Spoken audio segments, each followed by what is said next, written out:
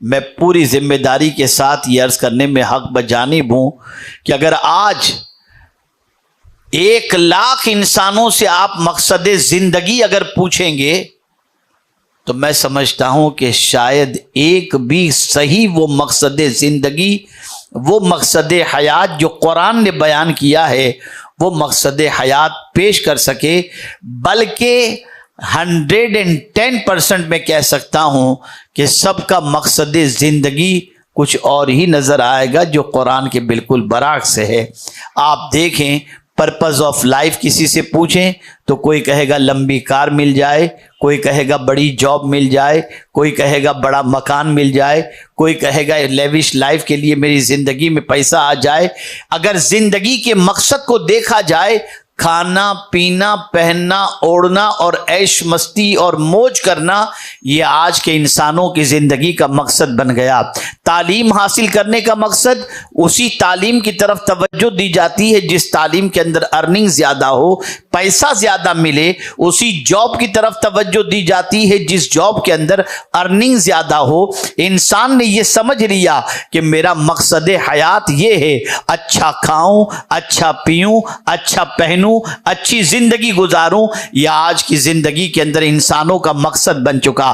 کبھی عالیشان عمارتوں کو دیکھنے کے بعد انسان کے دل میں آرزو پیدا ہوتی ہے، کہیں اس میں میرا فلیٹ ہو جائے تو کتنا اچھا ہے۔ اب فلیٹ کی قیمت پوچھتا ہے، اور اس قیمت کو پوچھنے کے بعد اس قیمت کو پوری کرنے کے لیے، ادا کرنے کے لیے محنت کرتا ہے۔ اس کا ڈریم پوچھا جائے تو کہے گا میرا ڈریم یہ ہے، اس ٹاور کے اندر 32ویں مالے پر میرا فلیٹ ہو تو میری زندگی کی خواہش پوری ہو جائے گی۔ اللہ اکبر! آپ دیکھیں مقصد زندگی کیا بن گیا؟ دنیا دنیا دنیا، یہ مقصد زندگی ہے۔ میں آپ سے پوچھنا چاہتا ہوں، کیا قرآن نے اسی لیے ہم کو بتایا ہے، اللہ نے اسی لیے ہم کو پیدا فرمایا کہ ہم دنیا میں گم ہو جائیں، دنیا کی عیش مستی کے اندر گم ہو جائیں، دنیا کے تعیشات میں ڈوب جائیں اور دنیا کی موج مستی ہی کو اپنی زندگی کی غرض و غایت بنا دیں؟ نہیں نہیں، یہ ہماری بھول ہے، اور یہ بھول کرنے کی وجہ سے آج دنیا میں ہم پیروں تلے روندے جا رہے ہیں، ہمارا مقام ختم ہو چکا ہے۔ لیکن آپ اگر دیکھیں، جو لوگ اپنے کریٹ کا مقصد سمجھ لیتے ہیں، اپنے پیدا ہونے کا مقصد سمجھ لیتے ہیں، اپنا مقصد زندگی جان لیتے ہیں، اور اس پر جب چلنا شروع کر دیتے ہیں تو پھر ان کے پاس عالیشان مکان ہو یا نہ ہو، میرا رب انہیں عزت کے تاج عطا فرما دیا کرتا ہے، انہیں وقار کا تاج عطا فرما دیا کرتا ہے، انہیں بلند و بالا مقام عطا کر دیا جاتا ہے، اور انہیں عزت و سربلندی عطا کر دی جاتی ہے۔ آپ ذرا دیکھیں، قرآن سے پوچھیں، اے قرآن تو ہمیں بتا اللہ نے موت اور زندگی کو کیوں پیدا کیا ہے، کس وجہ سے اللہ نے اس کی تخلیق فرمائی؟ آپ قرآن سے پوچھیں، اے قرآن ذرا تو ہی بتا دے ہمیں اللہ نے کیوں پیدا کیا، ہماری موت کو پیدا کرنے کی وجہ کیا ہے، اور زندگی کو پیدا کرنے کی وجہ کیا ہے۔ کاش کہ مسلمان قرآن سے رہنمائی حاصل کرتا۔ آج اگر میں دنیا کے مختلف ملکوں کا دورہ کرنے کے بعد انسان کی زندگی کی غرض و غایت کا مطالعہ کرتا ہوں تو میری عقل دنگ رہ جاتی ہے۔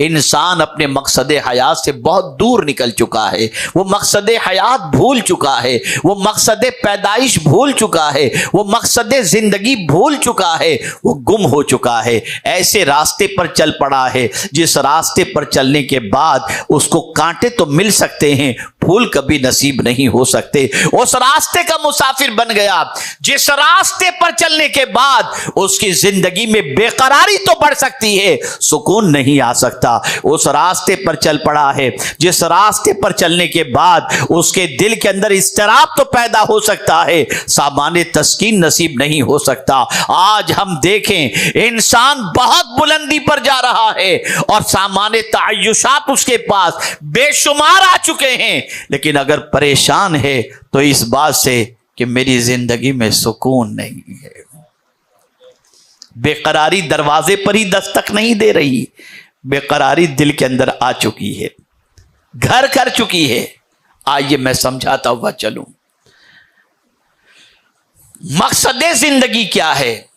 تو قرآن کہتا ہے الذی خلق الموت والحیات लियब्लुवकुम अय्युकुम अहसनु अमला। उसी ने तुमको पैदा किया, मौत और जिंदगी को उसी ने पैदा किया।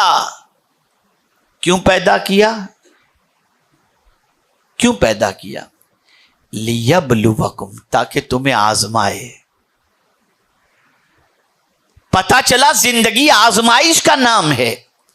हमारी जिंदगी का एक एक लम्हा इम्तिहान का है। हम यहां पर एग्जाम हॉल के अंदर बैठे हैं, ये दुनिया है क्या? ये इम्तिहान की जगह है।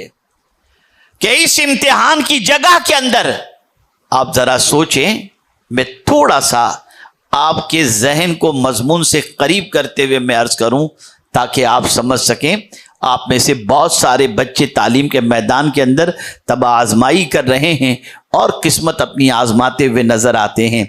आपने एग्जाम का मामला देखा होगा, एग्जाम हॉल का मामला देखा होगा। अगर 3 घंटे का टाइम होता है पेपर का, एग्जाम का, सुबह 10 बजे से लेकर 1 बजे तक, तो आप अगर उस एग्जाम हॉल के अंदर बैठ जाते हैं, आपने सवाल का पर्चा पढ़ लिया और फिर लिखना आपने शुरू किया, आप मगन है लिखने के अंदर, आप मगन है लिखने के अंदर। बास क्वेश्चन के जवाब के बारे में आपने सोचा, इसे बाद में लिखूंगा, इसे बाद में लिख दूंगा, पहले इसको कंप्लीट कर लूं, फिर एंड में इसको लिखूंगा। इतने में तो आवाज आती है, टाइम इज ओवर। आप कहें सर 5 मिनट, कहा नहीं, आपका टाइम फिनिश हो चुका, पेपर आपके हाथ से छीन लिया जाएगा। अब वो बंदा जो एग्जाम हॉल के अंदर उस 3 घंटे की कद्र किया और उस 3 घंटे के अंदर अपने सारे पर्चे के जवाबात, सारे सवालात के जवाबात लिख लिए, तो अब उसके नतीजे का इंतजार उसे करना पड़ेगा। लेकिन उसका कल्ब मुतमईन होगा कि मैंने हर क्वेश्चन का जवाब इन टाइम दे दिया है। हमारी जिंदगी भी इस दुनिया के अंदर एग्जाम हॉल के अंदर है। हमारी जिंदगी का पीरियड भी जब कंप्लीट होने वाला होगा, हम कहेंगे मौत के फरिश्ते को करीब देखकर, परवरदिगार थोड़ी सी मोहलत दे दे, तो परवरदिगार फरमाएगा अवलम नुअम्मिरकुम मा यतज़क्करु फी, क्या मैंने तुझे जिंदगी नहीं दी थी, उम्र नहीं दी थी, तूने नसीहत क्यों हासिल नहीं की? No time, time is over, finish.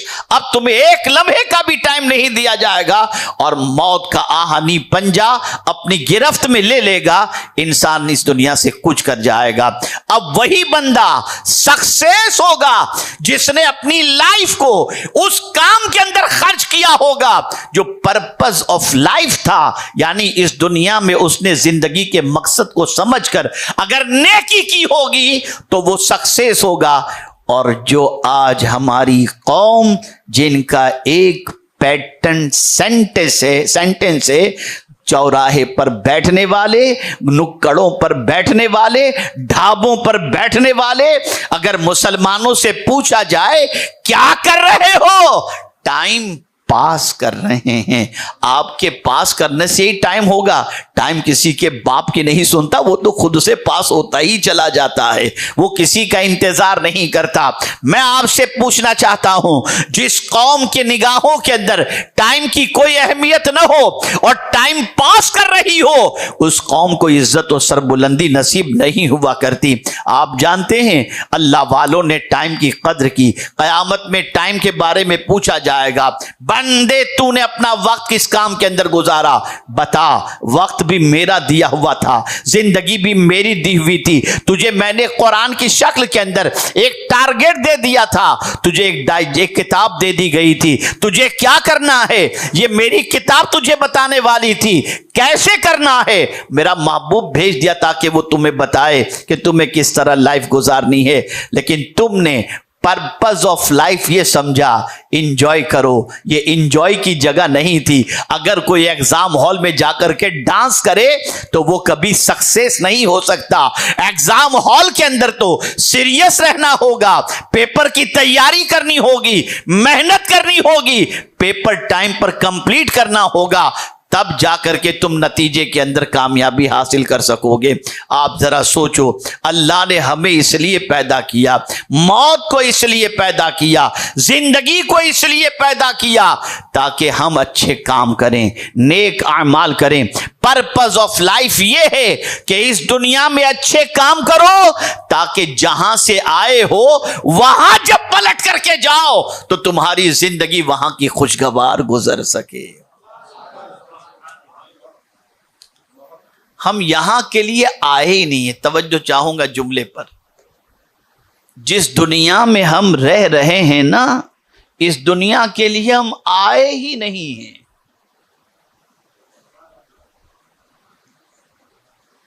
یہ ہمارا مسافر خانہ ہے، گھر نہیں ہے۔ یہ دنیا مسافر خانہ ہے۔ مسافر خانہ کس کو کہتے ہیں؟ آئیں جائیں، لوگ آتے ہیں رکتے ہیں چلے جاتے ہیں، آتے ہیں رکتے ہیں چلے جاتے ہیں۔ مسافر خانہ کسی کا پرماننٹ ٹھکانہ نہیں ہوتا۔ کل کچھ لوگ تھے چلے گئے، آج ہم ہیں، ہم چلے جائیں گے، پھر کچھ لوگ آ جائیں گے۔ یہ دنیا مسافر خانہ ہے اور ہم نے کیا سمجھ لیا؟ یہ پرماننٹ ریسیڈنس ہے ہمارا، پرماننٹ ہمارے لیے رہنے کی جگہ ہے۔ نہ، یہی سب سے بڑی غلطی ہے۔ سب سے پہلے تو یہ سوچ بناؤ، یہ فکر بناؤ کہ ہم جس زمین کے اوپر ہیں، جس دنیا میں، یہاں ہم پرماننٹ رہنے کے لیے نہیں آئے۔ یہ پہلے مائنڈ سیٹ کرو۔ جب یہ مائنڈ سیٹ ہو جائے گا تو ایک دوسرا سوال دماغ کے اندر آئے گا، تو پھر پرماننٹ کہاں رہیں گے؟ اگر یہ ٹیمپرری جگہ ہے تو ہے کوئی پرماننٹ جگہ؟ تو قرآن کہتا ہے ہاں، اگر ایمان پر خاتمہ ہوا تو جنت تمہاری پرماننٹ جگہ ہے، وہ پرماننٹ جگہ ہے۔ آپ جانتے ہیں، میں ایک آیت کریمہ پڑھ رہا تھا کل، رونگٹے کھڑے ہو گئے۔ آج کل لمبے لمبے ٹاور بن رہے ہیں اور بڑے اٹریکٹیو بن رہے ہیں، اس کی ایڈ آتی ہے، اس کے ریٹ بڑے زیادہ ہوتے ہیں، اور آدمی للچائی ہوئی نظر سے اس ٹاور کو دیکھتا ہے اور سوچتا ہے کتنے خوش نصیب ہوں گے وہ لوگ جو اس کے سب سے ٹاپ فلور پر رہتے ہوں گے۔ اب قرآن کیا کہہ رہا ہے سنیے۔ زمین کے اوپر گارڈن، زمین کے اوپر جتنے بھی پہاڑ اور زمین کے اوپر جتنی بھی یہ عالیشان عمارتیں ہیں، اے اللہ تو نے کیوں یہ سب بنانے کے لیے کہا، اور یہ کیوں بنی؟ یہ اتنا ڈیکوریشن زمین کے اوپر کیوں؟ اللہ فرماتا ہے اِنَّا جَعَلْنَا مَا عَلَى الْأَرْضِ زِينَةً لَهَا، جو کچھ زمین کے اوپر ہم نے بنایا وہ ان کے لیے زینت کی چیز تھی، آنکھوں کو بھانے والی چیز، اٹریکشن والی چیز۔ لیکن یہی وہ چیز ہے جس چیز کے اندر انسان گم ہو کر، توجہ چاہوں گا جملے پر، چیزوں میں گم ہو کر چیزوں کو پیدا کرنے والے کو بھول جاتا ہے۔ اب ہم اس کو امتحان میں ڈال رہے ہیں۔ بندے تو امتحان میں ہے، چیز سے محبت ہے کہ خدا سے تجھے محبت ہے؟ ہم دیکھتے ہیں کہ بندہ ان کشش والی چیزوں کی طرف مائل ہو کر اسے پانے کے لیے حرام کی طرف بڑھ جاتا ہے، حلال کی توجہ چھوڑ دیتا ہے، ٹوپی پہناتا ہے، لوگوں سے پیسے اینٹتا ہے، نہ جانے کیا کیا کرتا ہے، اور چاہتا ہے کہ اس کی آسائش کی زندگی ہو جائے۔ پتہ چلا مقصد زندگی بھول گیا۔ مقصد زندگی یہ نہیں تھا کہ اس کو فلیٹ مل جائے، مقصد زندگی یہ نہیں تھا کہ اس کو محل مل جائے۔ تو پھر مقصد زندگی کیا ہے؟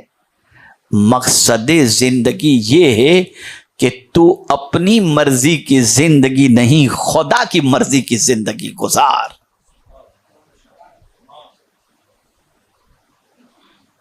یہ ہے مقصد زندگی۔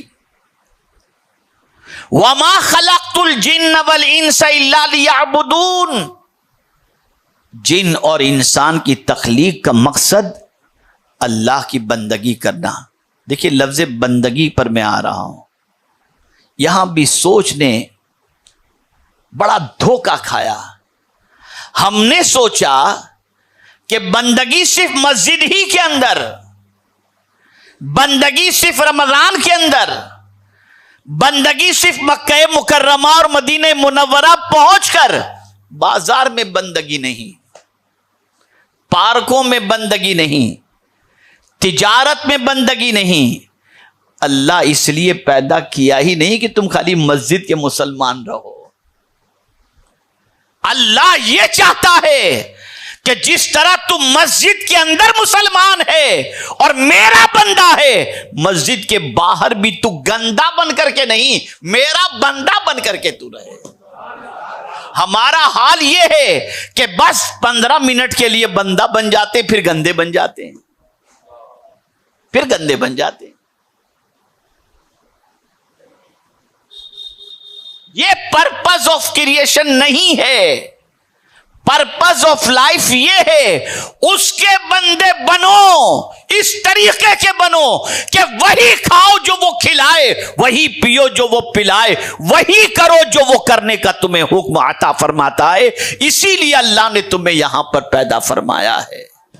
مقصد زندگی اللہ کی بندگی، اسی کی بات مانو، نفس کی بات نہیں. ہم کہتے ہیں ہم خدا کے بندے ہیں، مانتے نفس کی ہیں، مانتے شیطان کی ہیں، اور کہتے ہم اللہ کے بندے ہیں. اب آئیے میں آپ کو بتاؤں. حضرت ابراہیم ابن ادہم رحمت اللہ تعالی علیہ نے ایک غلام کو خریدا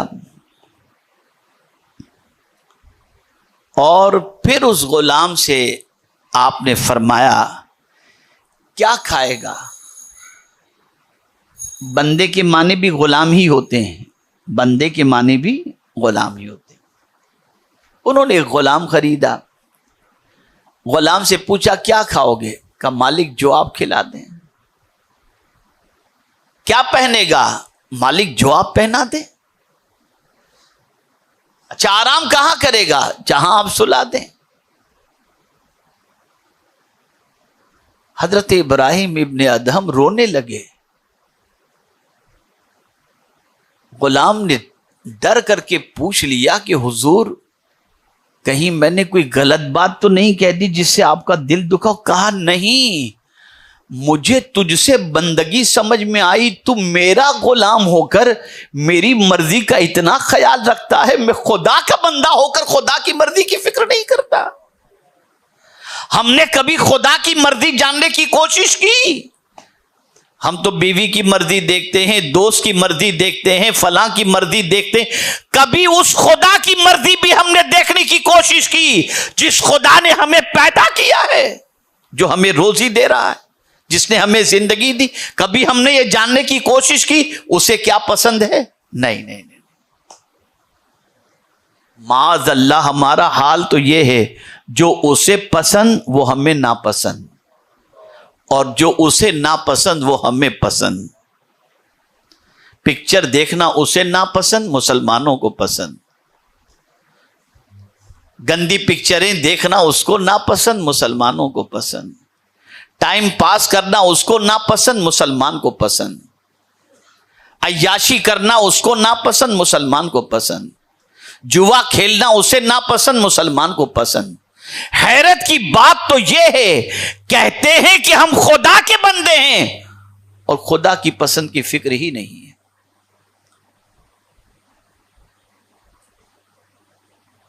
اور جو خدا کی پسند کا خیال کرے اور اس کی پسند کے مطابق زندگی گزارے تو جنت میں اللہ یہ نہیں فرمائے گا کہ بندے یہاں بھی میری پسند. نہیں، تو ٹیمپریری جگہ پر جا کر میری پسند کا اتنا خیال کیا کہ دنیا میں جیتا تھا تو ہمیشہ سوچتا تھا میرے رب کو کیا چیز اچھی لگتی ہے، سجدہ اچھا لگتا ہے، چلو میں سجدہ کر لیتا ہوں۔ میرے رب کو کیا اچھا لگتا ہے، غریبوں کی مدد اچھا لگتا ہے، چلو میں یہ کر لیتا ہوں۔ میرے رب کو تلاوت اچھی لگتی ہے، چلو میں یہ کر لیتا ہوں۔ میرے رب کو زکوٰۃ دینا اچھا لگتا ہے، چلو میں یہ کر لیتا ہوں۔ میرے رب کو غریبوں کی مدد کرنا، ان کے لیے دوڑ دھوپ کرنا اچھا لگتا ہے، چلو میں یہ کر لیتا ہوں۔ ایک بندہ جب پوری زندگی دنیا میں رہتے ہوئے اللہ کی پسند کا خیال کرتا ہے، ٹیمپریری جگہ پر توجہ چاہوں گا، یہ دنیا ہماری ٹیمپریری جگہ ہے، یہاں رہتے ہوئے بندہ جب اللہ کی پسند کا خیال کرتا ہے تو اللہ جب پرماننٹ والی جگہ پہ بھیجے گا نا جنت میں، تو وہاں فرمائے گا وَلَكُمْ فِيهَا مَا تَشْتَهِي أَنفُسُكُمْ وَلَكُمْ فِيهَا مَا تَدَّعُونَ۔ بندے دنیا میں تو نے میری خوشی کا خیال کیا، اب آج جنت میں تیری ہی خوشی چلے گی، جو تو چاہے گا تجھے عطا کر دیا جائے گا۔ دنیا میں تو محنت کرنی پڑتی تھی، یہاں کچھ بھی نہیں، تو سوچ میں تیرے سامنے رکھ دوں گا، تو سوچ، وہاں بندہ سوچے گا اس کے سامنے رکھ دیا جائے گا، اور کوئی محنت نہیں، کوئی محنت نہیں۔ کتنا کم عقل ہے مسلمان، قرآن پر ایمان رکھتا ہے لیکن قرآن کی مانتا نہیں ہے، مصطفیٰ پیارے صلی اللہ علیہ وسلم پر ایمان رکھتا ہے لیکن حضور کی مانتا نہیں ہے، اللہ کو رب مانتا ہے لیکن اللہ کی ایک بات ماننے کے لیے تیار نہیں ہے۔ اس دنیا میں ہم آئے ہیں اللہ کی بات ماننے کے لیے آئے۔ مجھے یاد ہے ایک شخص میرے پاس ایک لمبا سفر کر کے 1500 کلومیٹر کا کم و بیش سفر کر کے میرے پاس آیا، یا 2000 کلومیٹر کا، صرف چند لمحے اس کو مجھ سے ملنے تھے اور ایک ہی سوال اس کو کرنا تھا۔ بہت اللہ نے اسے دولت کے اعتبار سے نوازا ہے، ایک سوال پوچھنے کے لیے صرف میرے پاس آیا تھا۔ جمعہ کی نماز کے بعد آئے وہ حجرے میں اور کہا حضور مجھے ایک سوال کا جواب دے دیجئے، میں چلا جاتا ہوں۔ میں نے کہا جی فرمائیں۔ کہ یہ بتائیے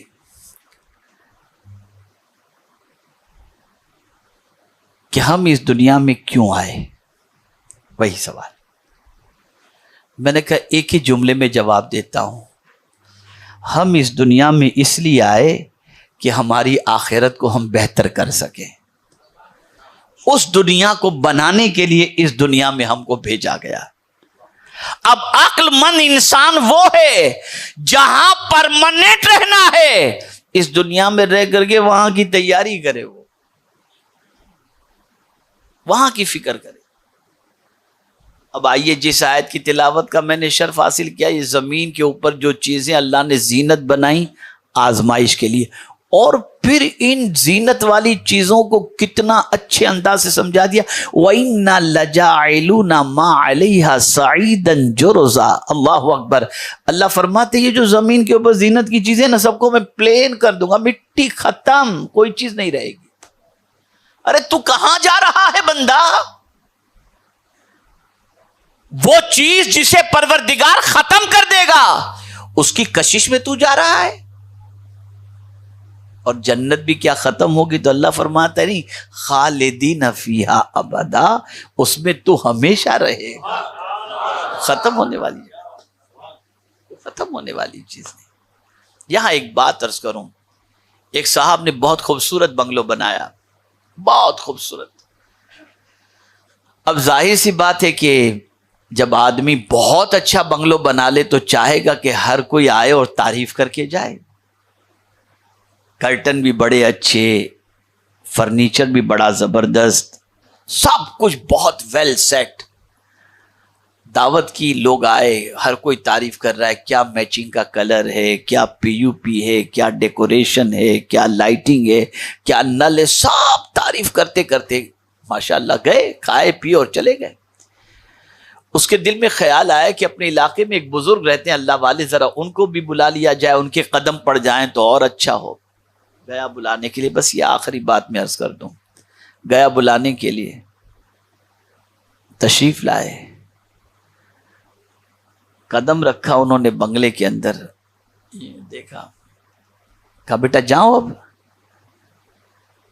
تو بنگلے والے نے کہا حضور کیا آپ کو میرا گھر اچھا نہیں لگا؟ جیسے کہ انہوں نے کوئی تعریف نہیں کی نا, تو اسے گھبراہٹ ہوئی کہ کیا اچھا نہیں لگا. تو اس نے پوچھ لیا کہ حضرت یہ گھر اچھا نہیں لگا آپ کو, کوئی کمی ہے اس کے اندر؟ وہ تو آپ بتا دیں. کہا بیٹے اس گھر میں جو بھی رہے گا مر جائے گا. پڑھا لکھا تھا نا, بنگلہ معمولی آدمی نہیں بناتا نا, تھوڑی سی سوجھ بوجھ بھی ہوتی ہے. مسکرایا, کہا حضرت یہ تخصیص میرے لیے تھوڑی ہے کہ بنگلے میں رہنے والا ہی مرے گا. فلیٹ میں رہنے والے بھی مرتے ہیں, جھوپڑی میں رہنے والے بھی مرتے ہیں. آدمی کی موت جب آئے گی تب تو سب نے مرنا ہی ہے. کسی بھی گھر میں رہے آدمی, بنگلے میں رہے کہ فلیٹ میں رہے, تو آپ نے فرمایا اس گھر میں رہنے والے مریں گے. یقیناً جب موت آئے گی تو سب مریں گے, کوئی باقی تو رہنے والا نہیں. کیا کوئی گھر ایسا بھی ہے جہاں آدمی مرے گا نہیں؟ اب یہ سوال اس اللہ والے سے اس نے پوچھا. اللہ والے تھے نا, قرآن پر نظر تھی. کہا بیٹا میں یہی چاہتا تھا کہ تو یہ سوال پوچھ اور میں تجھے جواب دوں. کوئی ایسا بھی گھر ہے جہاں کوئی مرے گا نہیں؟ بزرگ فرماتے ہاں تو نے قرآن نہیں پڑھا, وَأَنَّ الدَّارَ الْآخِرَةَ لَهِيَ الْحَيَوَانُ, آخرت کا گھر وہ گھر ہے جہاں انسان ہمیشہ زندہ رہے گا. وہاں موت ہے ہی نہیں, وہاں موت ہے ہی نہیں. تو اس دنیا میں ہمارے آنے کا مقصد عیش و عشرت, موج مستی, عیاشی اور گناہ ہے ہی نہیں. وہ کام یہاں ہم نے کرنے ہیں جن کام کے کرنے کے بعد ہماری آخرت اچھی ہو جائے, وہاں کی زندگی سنور جائے. تو کیا یہاں اچھے مکان نہیں خرید سکتے؟ کیا یہاں اچھے بنگلوں میں نہیں رہتے؟ بالکل رہو, بالکل رہو, اچھے مکان خریدو, سب کچھ کرو, اچھی گاڑیاں بھی خریدو, کوئی پرابلم کی بات نہیں ہے. لیکن ایک بات یاد رکھنا, یہیں کے لیے سب کچھ مت کرو, وہاں کے لیے بھی کچھ کرو, وہاں کے لیے بھی کرو. یہاں تو کوئی بھی ساتھ دے دے گا, وہاں کوئی ساتھ نہیں دے گا. بلکہ سن لو, سن لو, تفسیر روح البیان میں علامہ اسماعیل حقی رحمت اللہ تعالی علیہ فرماتے ہیں کہ کل بروز قیامت, کل بروز قیامت, حضرت کعب رضی اللہ تعالیٰ عنہ کے روایت وہ لائے ہیں کہ کل بروز قیامت حضرت کعب رضی اللہ تعالیٰ عنہ فرماتے ہیں کہ ایک عورت کے اعمال نامے کو میزان پر تولا جائے گا تو نیکیاں اور گناہ دونوں اکول ہو جائیں گے, دونوں اکول. اللہ فرمائے گا ایک خاتون ایک نیکی لے کر کیا, تیری بخشش ہو جائے گی. اب اس خاتون کے دل میں فوراً بیٹے کی یاد تڑپائے گی. میرا بیٹا مجھے بہت چاہتا تھا, میرے سر میں درد ہوتا تھا تو وہ رات بھر تڑپتا رہتا تھا, میرا سر دباتا تھا, ٹیبلٹ لاتا تھا, میرا بڑا خیال کرتا تھا. دنیا میں مجھے ذرہ برابر بھی میرے بیٹے نے تکلیف نہیں دی. چلو آج میدان محشر میں میرے بیٹے کو تلاش کر لوں, کہیں میرا بیٹا مل جائے تو میرا بیٹا ضرور مجھے ایک نیکی آج دے دے گا تو میری بخشش ہو جائے گی. اللہ کا نظام اس بے حساب انسانوں کے ہجوم میں ماں تلاش کرنے کے لیے نکلتی ہے, بیٹا مل جاتا ہے. بیٹے کو ماں دیکھ کر کے کہتی میرے لگتے جگر, تیری ماں کا مقدمہ خدا کی بارگاہ میں پیش ہوا اور تیری ماں کے نیکی اور اعمال نامے جب تولے گئے تو نیکی اور گناہ دونوں اکول ہوئے. اللہ نے فرمایا کہ ایک نیکی لے کر کیا تیری بخشش کر دوں گا, تو میرے بیٹے مجھے ایک نیکی دے دے, تیری ماں جنت میں چلی جائے گی. بیٹا کہے گا ماں آج کے دن میں تیری کوئی مدد نہیں کر سکتا. اب دیکھیے آگے کا, ماں کہتی ہے میرے بیٹے میں 9 مہینے تک تجھے اپنے پیٹ میں اٹھا کے رکھی, ایک نیکی دے دے. ماں آج کے دن میں تیری کوئی مدد نہیں کر سکتا. بیٹے 2 سال تک میں نے تجھے دودھ پلایا, ایک نیکی دے دے, تیری ماں جنت میں چلی جائے گی. ماں آج کے دن میں تیری کوئی مدد نہیں کر سکتا. ماں کہے گی میرے بیٹے تو جب نجاست کرتا تھا میں تیری نجاستوں کو اپنے ہاتھوں سے صاف کرتی تھی، تجھے نہلاتی تھی، دھلاتی تھی، تجھے بڑا کرنے کے اندر میں نے بڑی قربانیاں دی ہیں، بیٹا ایک نیکی دے دے تیری ماں جنت میں چلی جائے گی۔ ماں آج کے دن میں تیری کوئی مدد نہیں کر سکتا۔ حضرت کعب فرماتے ہیں رضی اللہ تعالیٰ عنہ کہ جس بیٹے کے لیے ماں باپ حلال و حرام نہیں دیکھتے وہ بیٹا بھی قیامت کے دن کام نہیں آئے گا۔ قیامت کے دن اگر کوئی چیز کام آئے گی تو تمہارے اعمال کام آئیں گے، تمہاری نیکیاں کام آئیں گی۔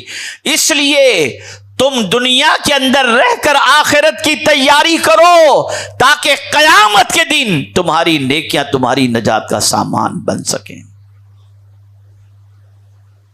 تو مقصد حیات عیاشی نہیں ہے، مقصد زندگی لہو و لعب نہیں ہے، مقصد زندگی کھیل کود نہیں ہے، مقصد زندگی ٹائم پاس کرنا نہیں ہے، مقصد زندگی اللہ کی بندگی کرنا ہے۔ اور بندگی صرف مسجد ہی کے اندر نہیں، باہر بھی اللہ کے بندے بن کر کے رہو، اور مسجد میں بھی اللہ کے بندے بن کر کے رہو، تاریکی کے اندر بھی اللہ کے بندے بن کر کے رہو، اور روشنی میں بھی اللہ کے بندے بن کر کے رہو۔ اگر بندے بن کر کے رہے تو پھر پروردگار جل جلالہ کی رحمت جوش میں آئے گی، اور جو بندہ دنیا میں خدا کی پسند کا خیال کرتا ہے پروردگار آخرت میں اس کی پسند کے مطابق اسے نعمتوں سے مالا مال فرما دے گا۔ یہ چند کلمات خیر تھے جو میں نے آپ کی سماعتوں کے حوالے کیے، اس امید پر کہ پرپز آف لائف آپ سمجھیں گے۔ اور آخر میں یہ بتا دوں کہ آپ میں سے بہت سارے نمازی ہوں گے، عبادت گزار ہوں گے، یہ نہیں کہتا کہ سب دنیا کی محبت میں ڈوبے ہوئے ہوں گے، لیکن اگر پوری دنیا کے اندر اس وقت بے قراری اور اضطراب پھیل رہا ہے تو اس کی سب سے بڑی وجہ یہ ہے کہ مسلمانوں نے نیکیاں کرنا چھوڑ دیں، یا نیکیاں بھی کرتا ہے اس سے زیادہ وہ گناہ کرتا ہوا نظر آتا ہے۔ اگر 15 منٹ مسجد میں جا کر کے نماز پڑھ لیا تو 45 منٹ جا کر کے پکچر دیکھ کر کے سب ختم کرتا ہوا نظر آتا ہے۔ خدا کے لیے ہوش کے ناخن لو، گناہوں سے بچو، نیکی کے راستے پر چلو، تاکہ دنیا میں بھی اللہ سکون عطا فرمائے اور آخرت میں بھی سکون عطا فرمائے۔